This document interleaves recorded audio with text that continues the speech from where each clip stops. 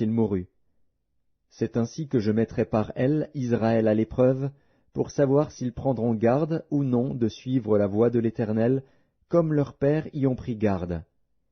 Et l'Éternel laissa en repos ces nations qu'il n'avait pas livrées entre les mains de Josué, et il ne se hâta point de les chasser. Juges, chapitre 20. Tous les enfants d'Israël sortirent, depuis Dan jusqu'à Beer-Shéba et au pays de Galaad, et l'assemblée se réunit comme un seul homme devant l'Éternel, à Mitzpa. Les chefs de tout le peuple, toutes les tribus d'Israël, se présentèrent dans l'assemblée du peuple de Dieu. 400 000 hommes de pied, tirant l'épée. Et les fils de Benjamin apprirent que les enfants d'Israël étaient montés à Mitzpa. Les enfants d'Israël dirent, « Parlez, comment ce crime a-t-il été commis ?»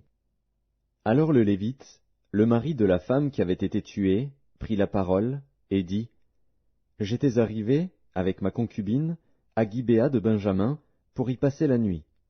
Les habitants de Gibéa se sont soulevés contre moi, et ont entouré pendant la nuit la maison où j'étais. Ils avaient l'intention de me tuer, et ils ont fait violence à ma concubine, et elle est morte. J'ai saisi ma concubine, et je l'ai coupée en morceaux, que j'ai envoyée dans tout le territoire de l'héritage d'Israël. Car ils ont commis un crime et une infamie en Israël. Vous voici tous, enfants d'Israël, consultez-vous, et prenez ici une décision. » Tout le peuple se leva comme un seul homme, en disant, « Nul de nous n'ira dans sa tente, et personne ne retournera dans sa maison. Voici maintenant ce que nous ferons à Gibéa. Nous marcherons contre elle d'après le sort. Nous prendrons dans toutes les tribus d'Israël 10 hommes sur 100, 100 sur 1000 et 1000 sur 10 000. Ils iront chercher des vivres pour le peuple, afin qu'à leur retour on traite Gibéa de Benjamin selon toute l'infamie qu'elle a commise en Israël. » Ainsi tous les hommes d'Israël s'assemblèrent contre la ville, unis comme un seul homme. Les tribus d'Israël envoyèrent des hommes vers toutes les familles de Benjamin pour dire, « Qu'est-ce que ce crime qui s'est commis parmi vous?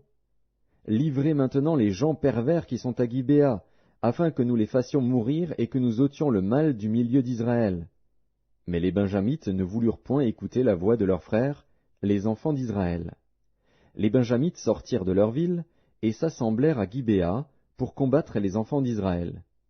Le dénombrement que l'on fit en ce jour des Benjamites sortis des villes fut de 26 000 hommes, tirant l'épée, sans compter les habitants de Gibéa formant 700 hommes d'élite. Parmi tout ce peuple, il y avait 700 hommes d'élite qui ne se servaient pas de la main droite. Tout cela pouvait, en lançant une pierre avec la fronde, viser à un cheveu sans le manquer.